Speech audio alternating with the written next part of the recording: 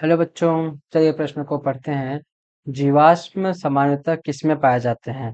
विकल्प एक है रूपांतरित चट्टान में, विकल्प बी है आग्नेय चट्टान में, विकल्प तीन है तलहटी चट्टान में और विकल्प डी है इनमें से सभी।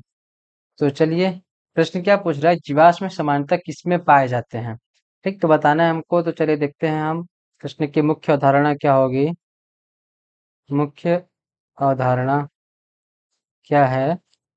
जीवाश्म। अब जीवाश्म क्या होते हैं कि जीवों के अवशेष जो बहुत दिनों तक दबे रह जाते हैं। किसके? जीवों के अवशेष को हम क्या बोलते हैं? जीवाश्म। अब हम देखते हैं प्रश्न में आगे कि क्या है कि जो जीवाश्म होते हैं इसमें क्या होगा कि मरने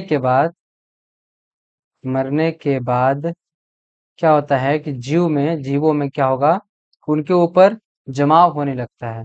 जीवों के शरीर पे जमाव होने लगता है, जिसको हम जला नहीं पाते या दफना नहीं पाते। जैसे प्राचीन समय में ऐसा कहाँ कोई सुविधा नहीं थी, तो जो जमाव होने लगता है, किसका जमाव होने लगता है? मिट्टी मिट्टी या तलछट का तलछट का जमाव होने लगता है। और ये जमाव धीरे धीरे धीरे धीरे बहुत ज्यादा टाइम में हो जाता है। तो क्या होता है कि जो शरीर के नरम भाग होते हैं उस पे सूक्ष्मजीव काम कर देते हैं, सूक्ष्मजीव क्रिया करके उसको मिट्टी में बदल देते हैं। लेकिन क्या होता है कि जो कठोर पार्ट होते हैं जो शरीर के, कौन से कठोर भाग, वो क्या होते हैं कि जमे रह जाते हैं। तो क्या होगा कि जैसे कि मरने के बाद जो जमाव होगा मिट्टी का, वो क्या होगा, बहुत दिन बाद क्या करेगा, एक चट्टान का रूप ले लेता है। किसका?